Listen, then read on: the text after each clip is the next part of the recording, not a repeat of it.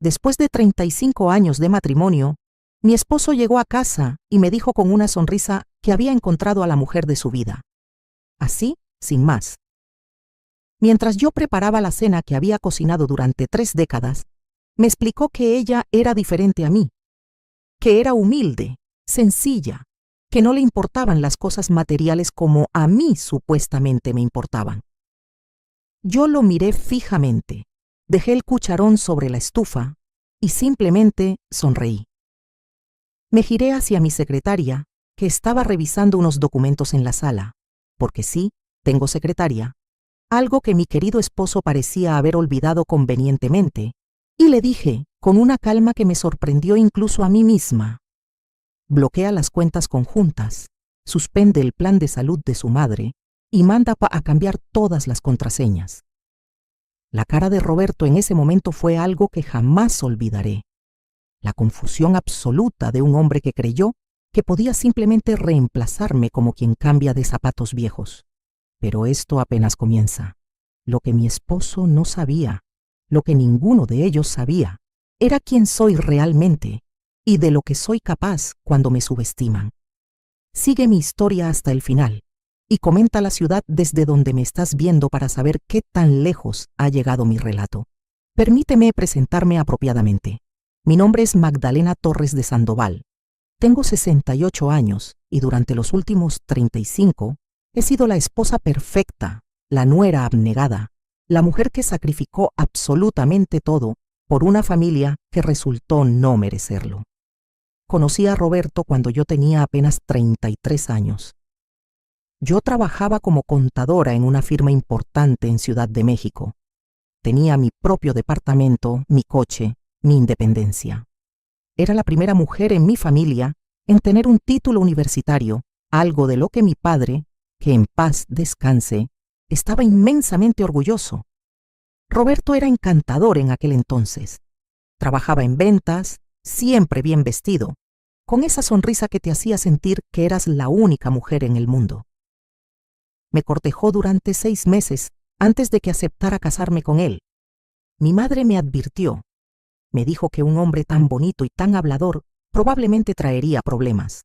Pero yo estaba enamorada, o al menos eso creía. Nos casamos en una ceremonia hermosa en la iglesia de San Agustín. Recuerdo ese día con una mezcla extraña de nostalgia y arrepentimiento. Lucía el vestido de novia que había pertenecido a mi abuela, con encajes importados de España. Roberto lloró cuando me vio caminar hacia el altar. Juró amarme y respetarme todos los días de su vida. Los primeros años fueron buenos, no lo puedo negar. Trabajábamos los dos, construimos una vida juntos. Compramos nuestra primera casa, un lugar modesto pero acogedor en la colonia Roma. Pero entonces llegó doña Elvira a vivir con nosotros. La madre de Roberto, una mujer que desde el primer día me dejó claro que nunca sería suficientemente buena para su hijo. Roberto era hijo único, el niño mimado, el que nunca podía hacer nada malo. Y cuando su padre murió dejándola sin pensión y sin ahorros, por supuesto que el deber de cuidarla recayó sobre nosotros, o más bien, sobre mí. Porque Roberto seguía trabajando, viajando por todo el país para sus ventas, mientras yo me convertía en la enfermera, cocinera y sirvienta de doña Elvira. Dejé mi trabajo. Roberto dijo que era temporal, que su madre necesitaba cuidados especiales después de la depresión por la muerte de su esposo.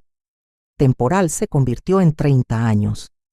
30 años cuidando a una mujer que nunca tuvo un diagnóstico médico real, pero que se había vuelto experta en manipular a su hijo con dolencias imaginarias. 30 años escuchando cómo la comida nunca estaba como la hacía ella, cómo yo limpiaba mal, cómo me vestía inapropiadamente, cómo nunca le había dado nietos a su pobre Roberto. Porque sí, no pudimos tener hijos. Después de años de intentos y tratamientos dolorosos, descubrimos que yo no podía concebir. Doña Elvira se aseguró de que nunca olvidara que había fallado en mi deber más importante como mujer. Y Roberto, mi querido Roberto, nunca me defendió, ni una sola vez en todos esos años. Pero yo seguí siendo la esposa perfecta, Administraba la casa, cuidaba de doña Elvira, mantenía todo impecable para cuando Roberto regresara de sus viajes de negocios. Con el tiempo, esos viajes se hicieron más largos y más frecuentes. Una semana en Guadalajara, 2 semanas en Monterrey, 1 mes en la frontera.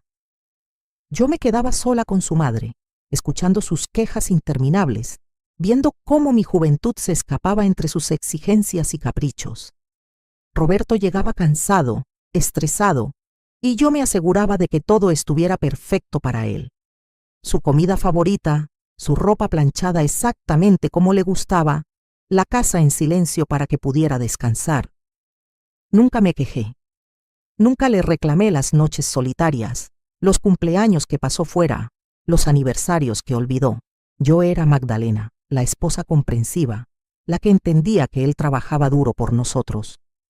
Los años pasaron y yo me fui haciendo invisible.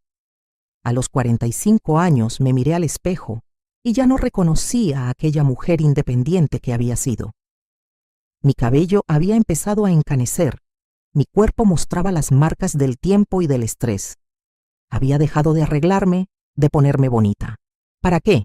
Si Roberto casi nunca estaba y cuando estaba, apenas me miraba. Doña Elvira, por supuesto, nunca perdía oportunidad de señalar cómo me había dejado ir, cómo su Roberto merecía una esposa que se cuidara más. La ironía es que yo seguía administrando todo.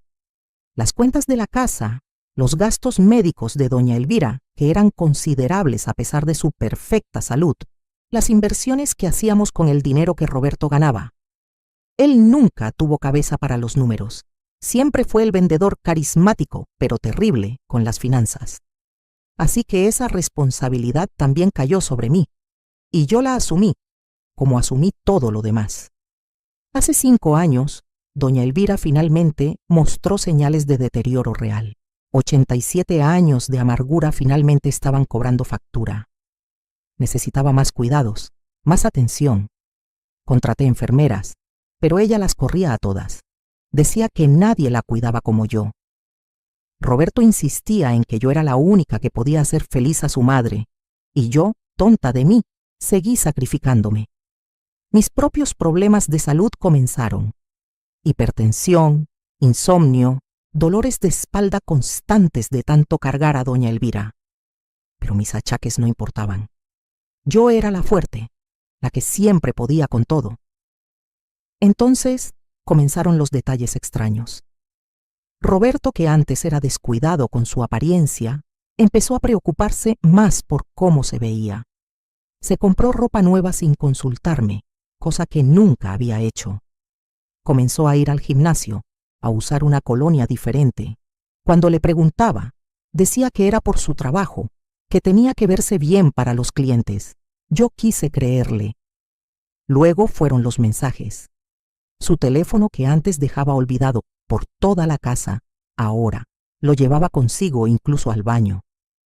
Sonreía cuando lo miraba, escribía rápidamente y lo guardaba cuando me acercaba. Una noche, mientras dormía, revisé su teléfono. No estoy orgullosa de haberlo hecho, pero algo en mi interior me decía que necesitaba saber. Ahí estaban. Cientos de mensajes con una tal Yesenia. Mi amor, mi cielo, no puedo esperar a verte. Fotos de ellos juntos en restaurantes, en hoteles, en lugares que yo solo conocía por fotografías. Ella era joven, quizás de 40 años, bonita de esa manera común que es fácil de encontrar. Usaba ropa ajustada, mucho maquillaje. Se tomaba esas fotos con filtros que las mujeres suben a las redes sociales. En los mensajes, Roberto era otro hombre. Romántico, atento, apasionado. Todo lo que había dejado de ser conmigo hacía décadas. Le decía cosas hermosas, le compraba regalos, planeaba escapadas románticas. Todo con el dinero que yo administraba, por cierto. El dinero que yo había invertido sabiamente durante años mientras él lo ganaba. Cerré el teléfono y lo puse de vuelta en su lugar. No dormí el resto de la noche. 1000 pensamientos pasaron por mi cabeza. Confrontarlo, gritarle, echarle en cara los 35 años que le había entregado. Pero algo me detuvo. Una voz en mi interior me dijo que esperara, que observara, que supiera exactamente qué estaba pasando antes de actuar. Así que me convertí en detective. Comencé a prestar atención a cada detalle, sus horarios, sus excusas, sus gastos. Roberto no era inteligente, nunca lo había sido. Era fácil seguirle el rastro. Yesenia trabajaba como recepcionista en uno de los hoteles donde él se hospedaba frecuentemente. Ahí se habían conocido. Ella era divorciada. Con 2 hijos adolescentes, vivía en un departamento pequeño en las afueras de la ciudad. Roberto jugaba a ser su príncipe azul, el hombre exitoso que la rescataba de su vida ordinaria. Durante meses mantuve la farsa. Seguí siendo la esposa perfecta mientras Roberto vivía su doble vida. Lo más doloroso no eran los mensajes románticos ni las fotos. Era leer cómo él hablaba de mí con ella. La vieja amargada la decía: mi esposa que solo sirve para cuidar a mi madre. Una mujer sin pasiones, sin vida. Le contaba que yo era aburrida, que nunca quise tener una vida social, que me había vuelto una ermitaña. Omitía convenientemente que había sido él quien me había pedido que dejara mi trabajo, que renunciara a mis amigas, que me dedicara completamente a su madre. Le decía a Yesenia que yo era materialista, que solo me importaba el dinero y las apariencias. Yo, que había vivido 30 años en función de las necesidades de otros, que nunca me compré algo lujoso, que usaba la misma ropa durante años para ahorrar. Yo, materialista. La ironía me hubiera hecho reír si no fuera tan trágica, pero lo que más me dolió fue leer que planeaban un futuro juntos. Roberto le prometía que pronto se divorciaría de mí, que solo esperaba que su madre muriera porque yo era la única que podía cuidarla. Después de eso, sería libre. Se casarían, viajarían, vivirían la vida que merecían, todo planeado con una frialdad que me heló la sangre. Yo no era una persona para él, era un obstáculo, una empleada conveniente que podía desechar cuando ya no la necesitara. Y entonces vino aquella tarde. Roberto llegó a casa más temprano de lo usual. Doña Elvira estaba durmiendo su siesta. Yo estaba en la cocina preparando la cena. Él se sentó en la mesa, me miró, y con esa sonrisa que alguna vez me había enamorado, soltó las palabras que cambiarían todo.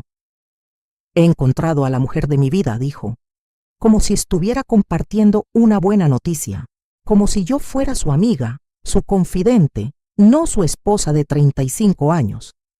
Me explicó, con lujo de detalles, que Yesenia era especial, que era humilde, sencilla, que no le importaban las cosas materiales como a mí, que ella lo hacía sentir vivo de nuevo, que entendería si yo estaba molesta, pero que esto era amor verdadero y él merecía ser feliz. Lo escuché en silencio mientras algo dentro de mí se rompía y se reconstruía al mismo tiempo. Lo miré, realmente lo miré, quizás por primera vez en años. Vi a un hombre de 68 años que se creía un galán, que pensaba que una mujer 20 años menor estaba enamorada de él y no de su billetera.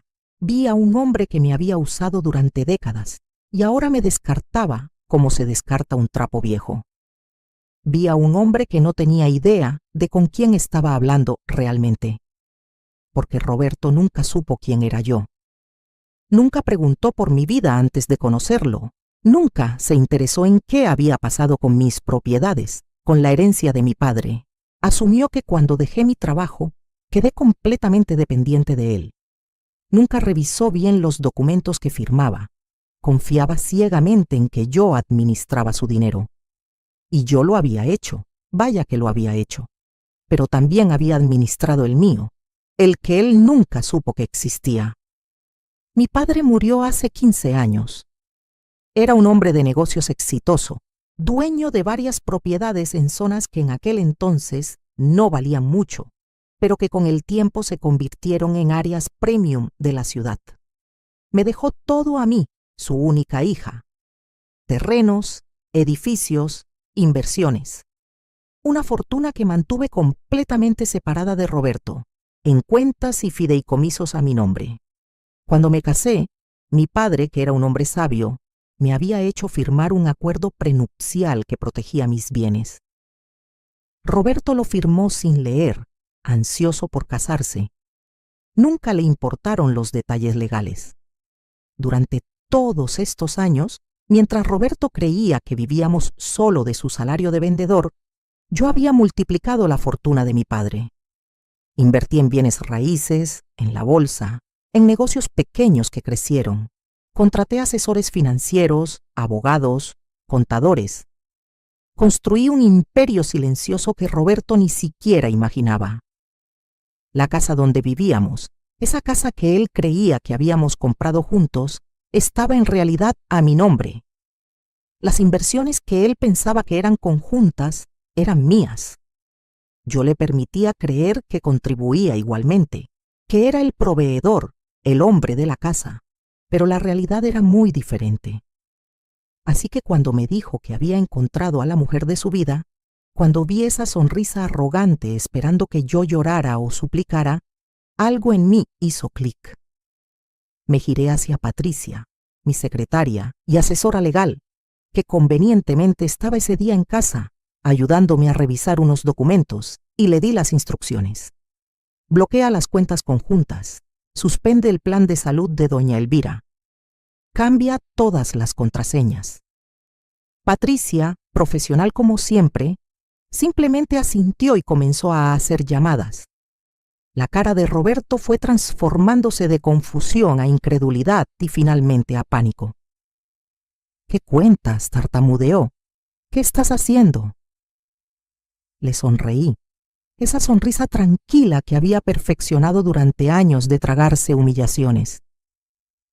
Le expliqué, con una calma que me sorprendió incluso a mí, que las cuentas donde estaba todo nuestro dinero, ese dinero que él creía que era de ambos, estaban en realidad a mi nombre, que la casa era mía, que el coche que él manejaba estaba registrado bajo mi nombre, que el plan de salud premium de su madre, ese que le permitía tener enfermeras privadas y medicamentos importados, lo pagaba yo de mi cuenta personal. Roberto se puso pálido. Comenzó a gritarme que eso era imposible, que él había trabajado toda su vida, que ese dinero era de los dos. Le pedí a Patricia que le mostrara los documentos. Ahí estaba todo, en blanco y negro. Su nombre no aparecía en nada importante. Él había firmado todo lo que yo le ponía enfrente durante 35 años sin leer una sola línea. Confiaba en mí, decía siempre. Qué irónico. No puedes hacer esto, gritó. Estás loca. Le respondí con tranquilidad que podía hacer exactamente lo que quisiera con mi dinero y mis propiedades. Que si quería irse con la mujer de su vida, era libre de hacerlo, pero que lo haría con lo que realmente le pertenecía, que era prácticamente nada. Su salario de vendedor, que por cierto tampoco era tan impresionante como él le había hecho creer a Yesenia, era lo único que tenía. Todo lo demás, la casa hermosa, los coches, las inversiones, las cuentas de ahorro, todo era mío. Pero yo no iba a mostrar todas mis cartas todavía. Necesitaba que Roberto creyera que aún tenía algún poder, alguna opción. Necesitaba observar qué haría, cómo reaccionaría. Así que después del shock inicial, después de verlo balbucear y amenazar, me ablandé un poco. Le dije que quizás estaba reaccionando exageradamente por la sorpresa, que necesitaba tiempo para procesar todo esto, que tal vez podíamos hablar con calma en unos días. Roberto, desesperado por creer que aún había una salida, aceptó. Se fue de la casa esa noche, supuestamente a un hotel, pero yo sabía que correría directo a los brazos de Yesenia, y efectivamente lo hizo. A través de mis propios recursos, porque sí, también había contratado a un investigador privado semanas atrás. Supe que llegó al departamento de ella hecho un manojo de nervios. Le contó todo, que su esposa loca había bloqueado las cuentas, que estaba siendo irracional, que esto era temporal. Le prometió que todo se arreglaría, que pronto estarían juntos con todo el dinero que le correspondía de la sociedad conyugal. Pobre Yesenia. Ella, que pensaba que había pescado a un hombre rico, de repente se encontraba con un señor de 68 años sin un peso en el bolsillo. Los reportes del investigador eran casi cómicos. Yesenia comenzó a presionarlo. Necesitaba que resolviera la situación pronto porque ella tenía gastos, sus hijos necesitaban cosas. El romanticismo se evaporó rápidamente cuando el dinero dejó de fluir. Roberto intentó usar sus tarjetas de crédito y descubrió que todas estaban canceladas. Intentó sacar dinero de los cajeros y las cuentas estaban vacías. Llamó a Patricia intentando intimidarla con abogados, pero ella, con su profesionalismo impecable, le informó que todo estaba en perfecto orden legal y que cualquier intento de reclamar lo que no le pertenecía sería combatido con todo el peso de la ley. Mientras tanto, yo seguí con mi vida normal. Cuidaba a doña Elvira, quien por supuesto estaba escandalizada con la situación, pero no tanto como para defender a su nuera. Mantenía la casa impecable, pero por las noches, cuando todos dormían, trabajaba en mi plan. Contraté a los mejores abogados de divorcio de la ciudad. Reuní evidencia de la infidelidad de Roberto, no que la necesitara legalmente, ya que todo estaba a mi nombre, pero quería tenerla. Documenté cada peso que él había gastado en Yesenia, cada regalo, cada cena, cada noche de hotel. Todo salía de las cuentas conjuntas que yo administraba, así que técnicamente había usado mi dinero para mantener a su amante. Revisé cada documento que habíamos firmado en 35 años de matrimonio. El acuerdo prenupcial seguía siendo válido y contundente. Nada de lo que yo había traído al matrimonio o ganado durante el mismo le pertenecía a él. México tiene leyes de sociedad conyugal, pero nosotros nos habíamos casado bajo separación de bienes gracias a la insistencia de mi padre. Roberto había firmado alegremente, sin entender las implicaciones. Contacté a mis asesores financieros y les pedí un reporte completo de mi patrimonio. Las cifras eran impresionantes incluso para mí. Las propiedades que heredé de mi padre ahora valían 20 veces más. Mis inversiones habían crecido exponencialmente. Tenía varios negocios productivos. Yo no era solo rica, era muy rica. Y Roberto no tenía idea. También investigué a fondo a Yesenia. Resultó que la humilde y sencilla mujer que no se preocupaba por lo material tenía deudas considerables, tarjetas de crédito al máximo, préstamos personales, hasta debía rentas atrasadas. Había estado usando a Roberto como su boleto de salida de sus problemas financieros. Los regalos que él le daba, ella los vendía. El dinero que él le daba para ayudar con sus hijos, pagaba deudas. Ella no estaba más enamorada de él de lo que él estaba realmente enamorado de ella. Era una transacción, y ambos eran lo suficientemente tontos como para no verlo. Patricia me sugirió que simplemente procediera con el divorcio y terminara con esto rápidamente. Podía tenerlo todo listo en semanas, pero yo no quería rápido. Quería que Roberto entendiera, realmente entendiera, lo que había perdido. Quería que Yesenia viera la realidad de su príncipe azul sin dinero. Quería que doña Elvira experimentara cómo sería la vida sin mí cuidándola. Así que esperé. Dejé que pasaran las semanas. Roberto intentó volver a casa varias veces. Llegaba con flores compradas con quién sabe qué dinero, con disculpas elaboradas. Decía que había sido un tonto, que Yesenia no significaba nada, que yo era el amor de su vida. Yo lo escuchaba con esa misma sonrisa tranquila. Le ofrecía café, nos sentábamos a hablar como viejos amigos. Él creía que me estaba convenciendo, que poco a poco yo cedería.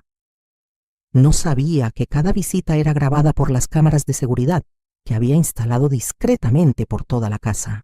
No sabía que cada promesa que me hacía y luego rompía cuando volvía con Yesenia estaba siendo documentada. Lo dejé creer que tenía esperanza. Mientras tanto, doña Elvira empeoró.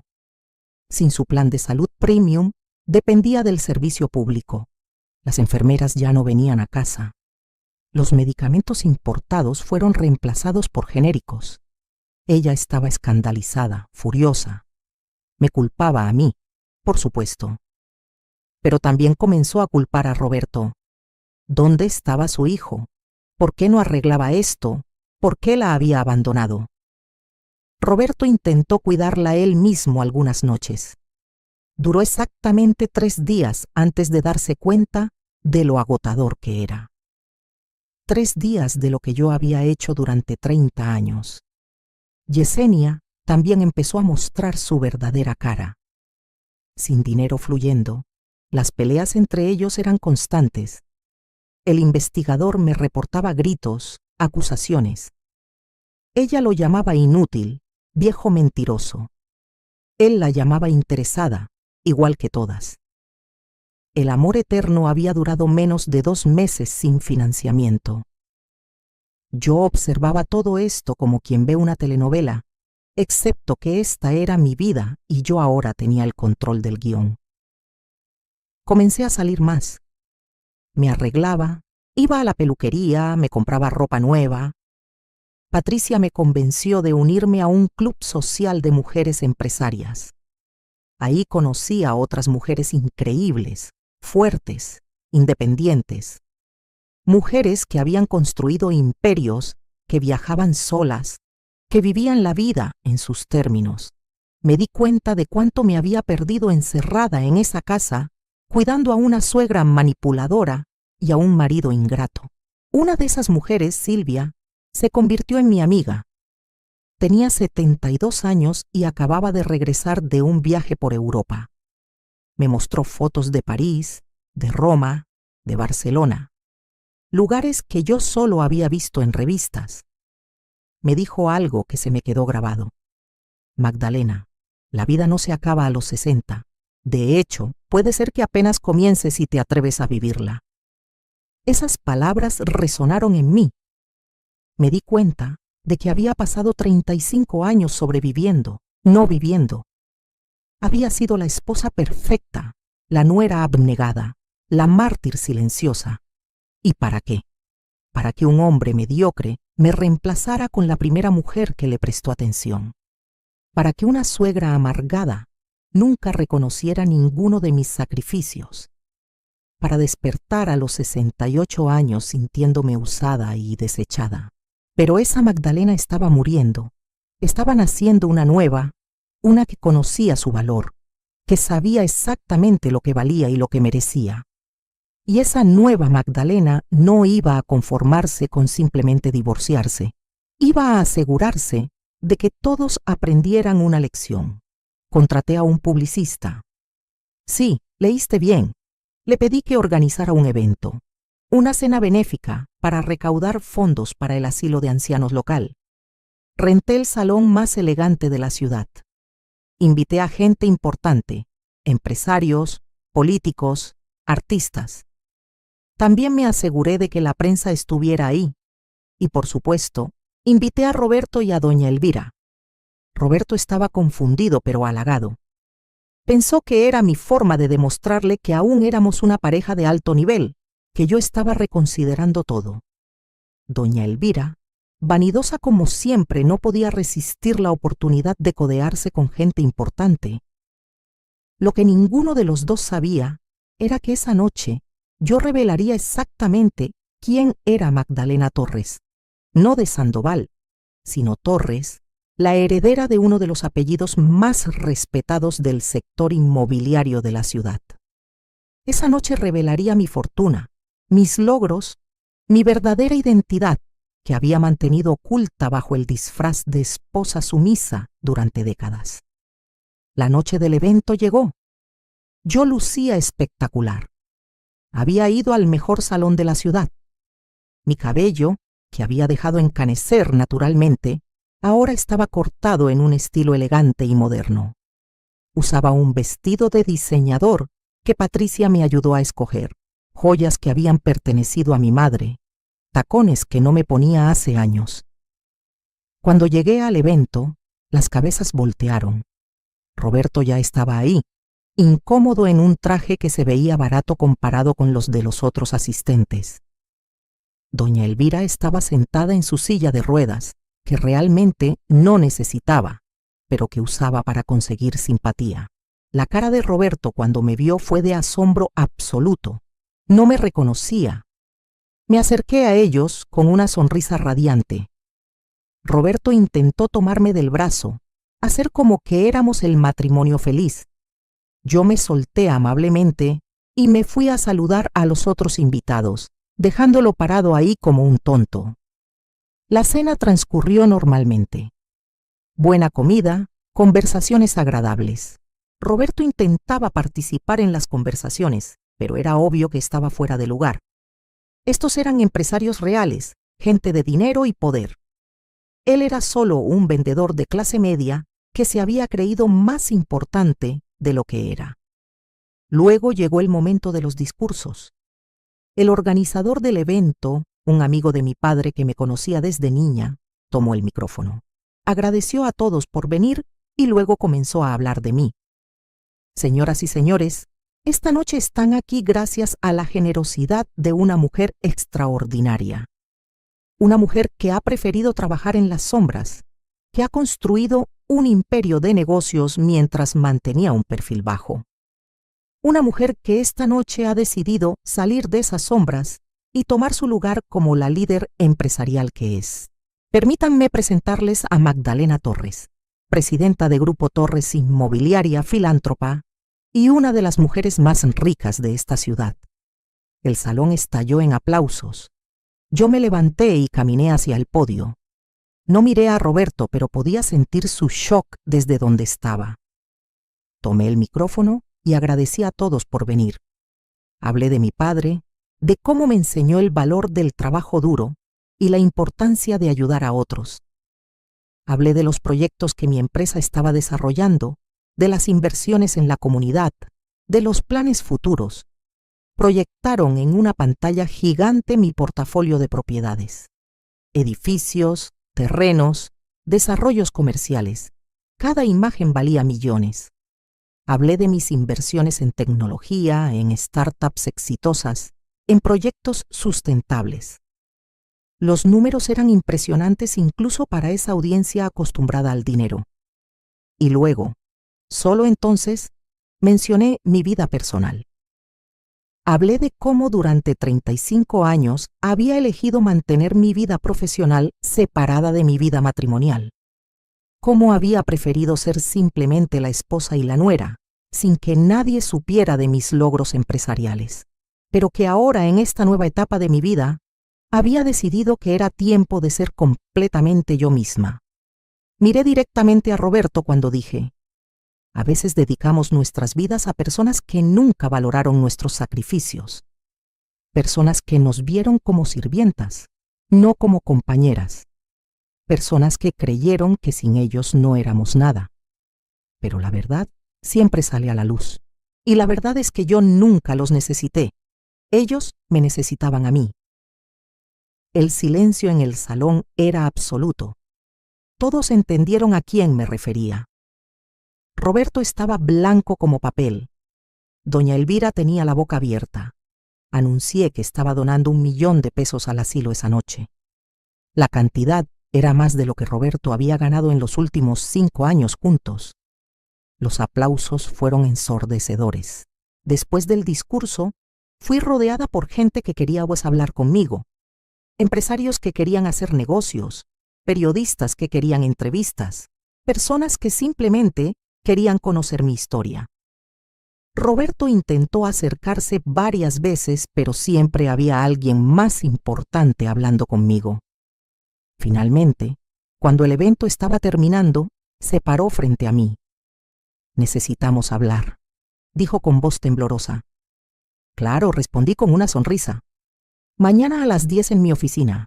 Patricia te enviará la dirección». Por primera vez en 35 años, yo establecía los términos. Yo decidía cuándo, dónde y cómo hablaríamos. Roberto asintió derrotado y se fue llevando a doña Elvira, que no había dejado de lanzarme miradas de odio puro. Esa noche dormí mejor de lo que había dormido en años. A la mañana siguiente, Roberto llegó puntual a mi oficina. Mis oficinas, debería decir, porque ocupaban todo un piso de un edificio en la zona financiera más exclusiva de la ciudad. Él nunca había estado ahí, nunca supo que existían. Entró como ratón asustado, mirando los muebles de diseñador, las obras de arte originales en las paredes, las vistas panorámicas de la ciudad. Patricia lo recibió con profesionalismo frío y lo guió a mi oficina privada. Yo estaba sentada detrás de mi escritorio de caoba importada, revisando unos documentos. Lo dejé esperar unos minutos antes de levantar la vista. «Buenos días, Roberto», le dije. «Siéntate, por favor». Él se sentó en la silla frente a mi escritorio, luciendo pequeño y fuera de lugar. «Magdalena», comenzó, pero yo levanté la mano. «Permíteme hablar primero», dije. «He preparado algo para ti». Patricia entró y le entregó una carpeta. «Ábrela», le indiqué. Roberto abrió la carpeta con manos temblorosas. Adentro estaban los papeles de divorcio ya listos para firmar. También había un inventario completo de todos los bienes matrimoniales, que básicamente mostraba que todo estaba a mi nombre. Había fotografías de él y Yesenia juntos, extractos bancarios mostrando los gastos en ella, registros de hoteles, mensajes de texto. Pero eso no era todo. También había un sobre especial. «Ábrelo», le dije señalando el sobre. Adentro había un cheque, por la cantidad exacta de lo que él había ganado y aportado a la casa durante nuestros 35 años de matrimonio. Lo había calculado meticulosamente, cada peso. «Ese es tu dinero, Roberto», le expliqué. «Eso es lo que trabajaste y ganaste durante nuestro matrimonio. Es tuyo, te pertenece. Nunca tuve intención de quitarte lo que honestamente ganaste». Él miró el cheque. La cantidad era considerable para una persona normal, pero ridícula comparada con mi fortuna. «Todo lo demás», continué, «la casa, los coches, las inversiones, eso es mío. Siempre fue mío. Tú firmaste un acuerdo prenupcial de separación de bienes. No tienes derecho a nada de lo mío». Roberto intentó hablar, pero yo no había terminado. «Sobre tu madre», dije, «ella ya no es mi responsabilidad. Si quieres que tenga el plan de salud premium, eres libre de pagárselo con tu dinero. Si quiere quedarse en la casa, que es mi propiedad, tendrá que pagar renta. O puede irse a vivir contigo, donde sea que eso sea ahora. Creo que te estás quedando con Yesenia, ¿verdad?» Su cara se puso roja. Sobre ella continué. «También tengo algo para ti». Patricia entró de nuevo con otra carpeta. Esta contenía el reporte completo del investigador sobre Yesenia. Sus deudas, sus mentiras, hasta evidencia de que había estado viéndose con otro hombre mientras salía con Roberto. Un hombre más joven, con más dinero. Roberto leyó el reporte y vi cómo se iba desmoronando. Su gran amor, su mujer humilde y sencilla, era tan mentirosa y oportunista como él. La ironía era deliciosa. «Ahora», dije reclinándome en mi silla, «esto es lo que va a pasar. Tú vas a firmar estos papeles de divorcio hoy. Vas a tomar tu cheque y vas a salir de mi vida. No vas a pelear, no vas a contratar abogados, porque ambos sabemos que no puedes pagarlos y que no tienes caso alguno. Vas a sacar a tu madre de mi casa en una semana. Y nunca, nunca más vas a contactarme a menos que sea a través de mi abogada para asuntos estrictamente legales». Roberto tenía lágrimas en los ojos. «Magdalena, por favor», comenzó. «Los 35 años, nuestro matrimonio, tiene que significar algo». Lo miré sin una pizca de lástima. Significó 35 años de mi vida dedicados a un hombre que nunca me valoró.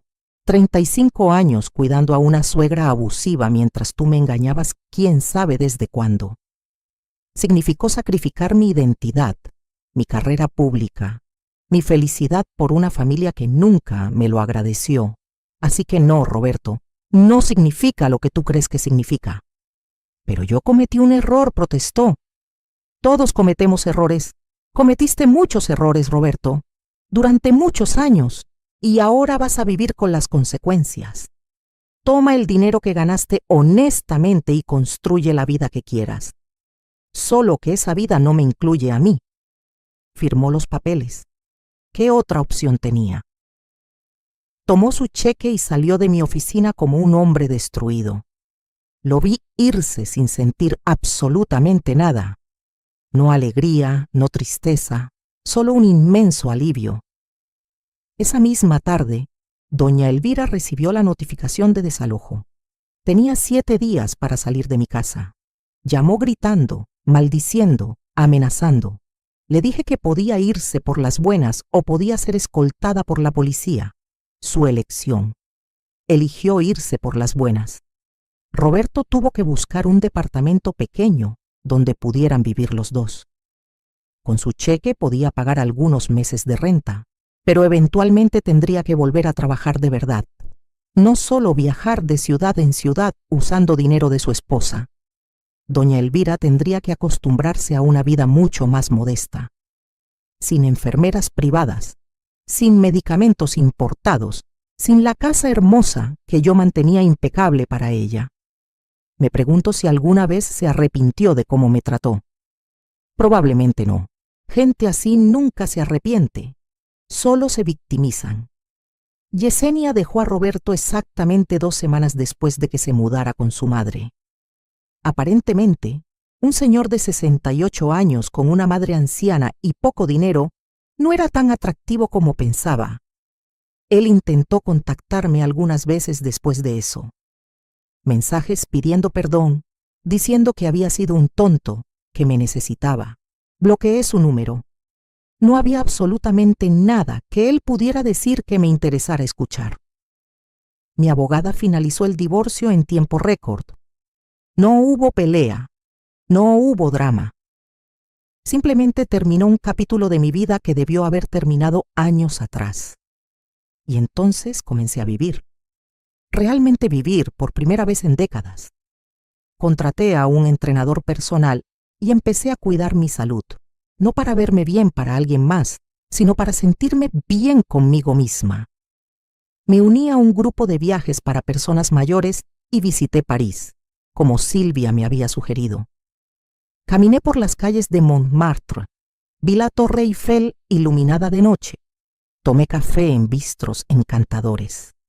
En Roma, tiré una moneda en la Fontana di Trevi. En Barcelona, admiré la arquitectura de Gaudí. Cada ciudad, cada experiencia era un recordatorio de todo lo que me había perdido encerrada en esa casa. Pero no solo viajé, también me dediqué más a mi empresa. Sin la carga de cuidar a doña Elvira y mantener feliz a Roberto, tenía energía y tiempo para nuevos proyectos.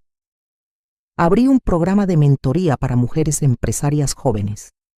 Quería ayudar a otras mujeres a no cometer los errores que yo había cometido, a no perder su identidad en un matrimonio, a no sacrificar sus sueños por gente que nunca los valoraría.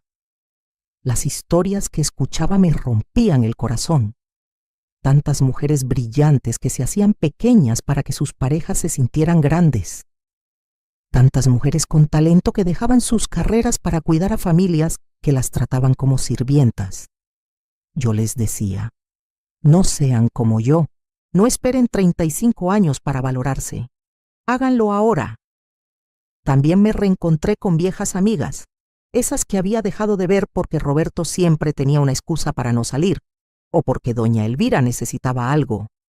Ellas me recibieron con los brazos abiertos. Algunas estaban divorciadas también, otras viudas, otras felizmente casadas con hombres que realmente las valoraban. Formamos un grupo de amigas que se juntaba semanalmente. Íbamos a cenar, al cine, a exposiciones de arte, cosas simples que yo no había hecho en décadas. Una de esas amigas, Carmen, me preguntó un día si no extrañaba estar casada. Lo pensé honestamente antes de responder. No, le dije, no extraño ese matrimonio. Era una prisión disfrazada de compromiso. Si algún día vuelvo a estar con alguien, será con alguien que me vea como una igual, no como una empleada o una madre de repuesto.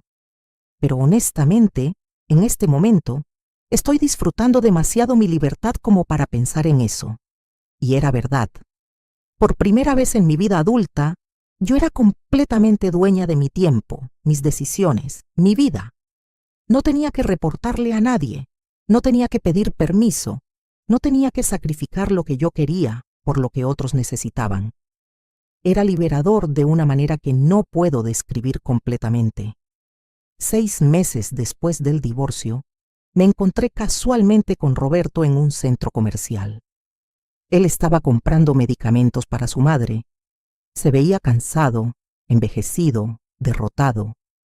Intentó hablarme, pero yo simplemente lo saludé educadamente y seguí mi camino. No sentí satisfacción ni venganza viéndolo así. Simplemente no sentí nada. Era un extraño, alguien que alguna vez conocí pero que ya no era parte de mi vida. Y eso era exactamente como debía ser. Escuché por terceros que doña Elvira finalmente tuvo que irse a un asilo, porque Roberto no podía cuidarla y trabajar al mismo tiempo. Ella estaba furiosa, por supuesto, pero no tenía opción. Roberto había intentado contratar enfermeras, pero no podía pagarlas con su salario.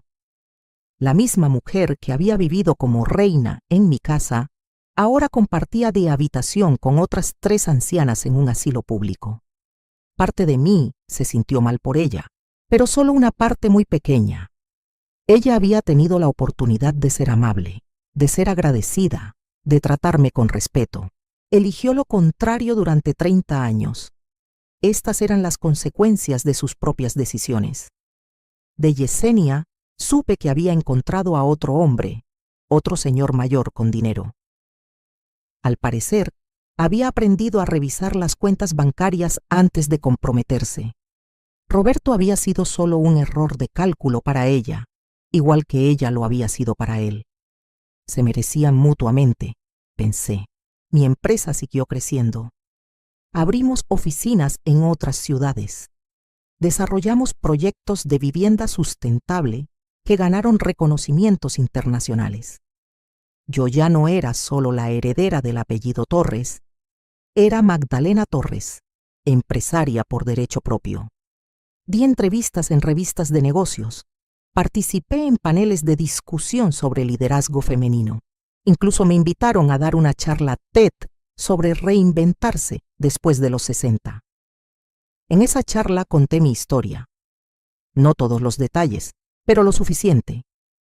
Hablé de cómo había perdido mi identidad en un matrimonio, cómo había despertado décadas después para descubrir que había construido el éxito profesional, pero había perdido mi vida personal. Hablé de cómo nunca es tarde para reclamar tu poder, para decidir que mereces más.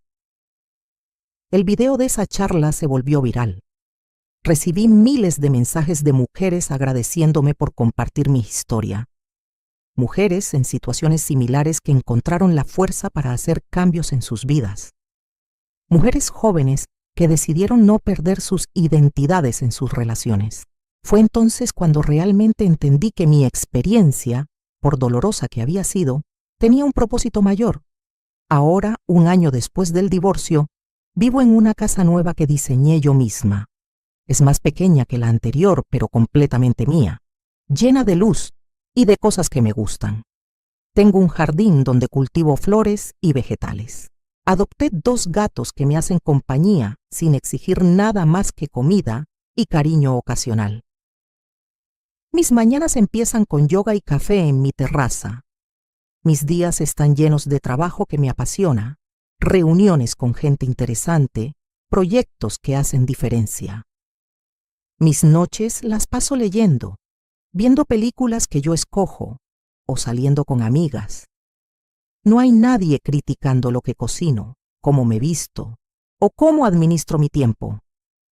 Hace unas semanas en una cena benéfica, conocí a un hombre interesante, arquitecto, viudo, de 70 años. Hablamos de diseño, de viajes, de libros. Me pidió mi número. Yo se lo di, pero le dejé claro que no estaba buscando nada serio. Solo compañía ocasional si acaso. Él sonrió y dijo que eso le parecía perfecto, porque él tampoco quería complicarse la vida a su edad.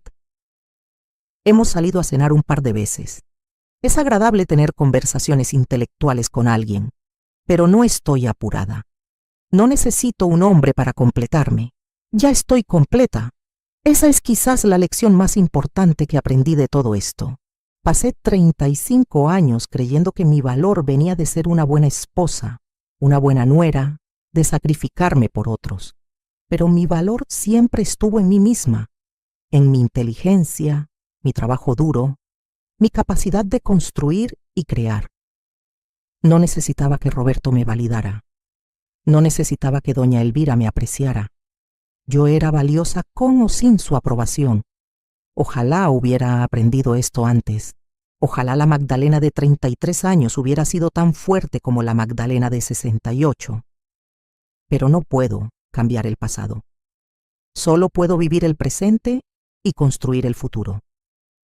Y eso es exactamente lo que estoy haciendo. A las mujeres que están escuchando mi historia y que se ven reflejadas en alguna parte de ella, les digo esto: no esperen. No esperen a que él cambie, a que ella aprecie, a que las cosas mejoren mágicamente. Si no te valoran ahora, no te valorarán en el futuro. Si tienes que hacerte pequeña para que alguien más se sienta grande, esa no es tu gente. Conozcan su valor. Construyan sus propios recursos, su propia independencia. No entreguen todo su poder a otra persona esperando que la traten bien. La gente te trata como tú les permites tratarte. Yo permití décadas de maltrato porque creía que eso era lo que debía hacer una buena esposa. Estaba equivocada. Es cierto que el matrimonio requiere compromiso y sacrificio, pero debe ser mutuo. Ambas partes deben valorar y respetar a la otra. Si solo una persona está sacrificándose mientras la otra se aprovecha, eso no es un matrimonio, es explotación, y nunca es demasiado tarde para cambiar. Yo lo hice a los 68 años. Dejé un matrimonio de 35 años. Reclamé mi identidad. Construí una vida nueva. Si yo pude, tú puedes. No importa cuántos años tengas, cuánto tiempo hayas invertido, cuánto miedo sientas. Tu vida es tuya. Solo tienes una. No la desperdicies siendo la versión pequeña de ti misma que otros necesitan que seas. Sé la versión completa, poderosa, auténtica que mereces ser. El día que firmé los papeles de divorcio, Patricia me preguntó cómo me sentía. Le dije que sentía como si hubiera estado conteniendo la respiración durante 35 años y finalmente pudiera exhalar. Es exactamente así. Ahora respiro libremente. Ahora vivo plenamente. Ahora soy completamente yo. Y Roberto, doña Elvira y Yesenia son solo personajes en un capítulo cerrado de mi historia. Un capítulo que me enseñó lecciones valiosas, pero que ya terminó. Los nuevos capítulos son míos para escribir como yo quiera. Y créeme, van a ser espectaculares. Porque ahora sé quién soy, sé lo que valgo, y sé exactamente lo que merezco. Nunca más me conformaré con menos. Así que a Roberto, que me cambió por una versión más joven y supuestamente más humilde, le digo gracias. Gracias por mostrarme exactamente quién eras. Gracias por liberarme de una vida que me estaba consumiendo. Gracias por ser tan predecible y torpe que hiciste fácil el divorcio. Gracias por subestimarme tanto que nunca viste venir lo que pasó. Y a doña Elvira, que me trató como sirvienta durante 30 años, también gracias. Gracias por mostrarme que no importa cuánto te sacrifiques por alguien que no quiere verte, nunca será suficiente. Gracias por enseñarme que algunas personas simplemente no tienen la capacidad de apreciar. Gracias por hacerme tan fuerte que cuando finalmente decidí irme, nada podía detenerme. A Yesenia ni siquiera tengo que decirle nada. Su propia avaricia y superficialidad la llevaron exactamente donde merecía estar. Siguió buscando a su príncipe azul en hombres mayores con billeteras llenas, sin darse cuenta que lo que necesitaba era trabajar en sí misma. No siento lástima por ella. Cada quien hace su camino, pero sobre todo me doy gracias a mí misma, Gracias, Magdalena, por ser tan fuerte todos esos años, incluso cuando no te sentías fuerte. Gracias por administrar tan bien el dinero que heredaste de tu padre. Gracias por nunca perder completamente tu identidad, por mantener esa parte de ti escondida pero viva. Gracias por finalmente tener el valor de salir de las sombras y reclamar tu lugar. Gracias por elegirte a ti misma finalmente. Ahora tengo planes. Voy a abrir una fundación para mujeres víctimas de violencia económica, ese tipo de abuso silencioso donde te controlan a través del dinero. Voy a ayudar a otras mujeres a construir su independencia financiera. Voy a asegurarme de que otras Magdalenas no tengan que esperar hasta los 68 años para descubrir su poder. También voy a escribir un libro, la historia completa, sin censura, no para vengarme, sino para inspirar, para que otras mujeres lean y digan, si ella pudo, yo puedo. Y voy a seguir viajando. Tengo una lista de 20 países que quiero visitar antes de cumplir 75. Voy a ir a todos y cada uno. Voy a bailar tango en Buenos Aires, a ver la aurora boreal en Islandia, a caminar por la Gran Muralla China. Voy a vivir cada experiencia que me negué durante décadas. Voy a construir mi empresa hasta niveles que ni siquiera he imaginado. Voy a crear empleos, desarrollar comunidades, hacer diferencia real en el mundo. No solo voy a existir, voy a impactar. Y si en el camino encuentro a alguien que valga la pena, alguien que me vea como igual, que respete mi independencia, que agregue a mi vida en lugar de quitarle, entonces tal vez, solo tal vez, consideraré compartir parte de mi vida. Pero será en mis términos. Nunca más sacrificaré quién soy por quien alguien más necesita que sea. Esta es mi historia, de una mujer que perdió 35 años pero encontró el resto de su vida. De una mujer que fue subestimada y demostró exactamente de qué estaba hecha. De una mujer que se cayó pero se levantó más fuerte que nunca. ¿Qué harías tú en mi lugar? ¿Has estado en una situación similar? ¿Conoces a alguien que necesite escuchar esta historia? Comenta abajo. Comparte tu ciudad, tu país, tu propia experiencia, porque estas historias necesitan contarse. Necesitamos hablar de estos temas que durante tanto tiempo se mantuvieron en silencio. Necesitamos apoyarnos entre nosotras, las mujeres que hemos sido subestimadas, aprovechadas, invisibilizadas, y a los hombres que están escuchando, espero que esta historia les haga reflexionar sobre cómo tratan a sus parejas, sobre cómo valoran los sacrificios que otros hacen por ustedes, sobre cómo el respeto mutuo es fundamental en cualquier relación. No sean como Roberto. No asuman que alguien siempre estará ahí sin importar cómo los traten. No den por sentado a las personas que aman. No despierten un día para descubrir que lo que creían tener nunca fue realmente suyo. Porque al final, esta no es solo una historia de divorcio o venganza. Es una historia sobre conocer tu valor, sobre establecer límites, sobre elegirte a ti misma, sobre entender que nunca es demasiado tarde para empezar de nuevo. Yo soy Magdalena Torres. Tengo 68 años. Soy empresaria, filántropa, mentora y sobreviviente. Pero más que nada, soy una mujer libre. Y esa libertad vale más que todos los años que perdí buscándola. Si mi historia te inspiró, si te hizo pensar, si te dio fuerzas para hacer un cambio en tu propia vida, entonces valió la pena compartirla. Recuerda, tú vales. Tus sueños importan. Tu felicidad es importante. No dejes que nadie te diga lo contrario. No dejes que nadie te haga pequeña. Ocupa tu espacio. Reclama tu poder. Vive tu vida. Porque esta vida es tuya y solo tienes una oportunidad de vivirla. No la desperdicies siendo menos de lo que eres para hacer feliz a alguien que nunca te valorará de todas formas. Sé completamente tú, plenamente tú, auténticamente tú. El resto encontrará su lugar. Gracias por escuchar mi historia.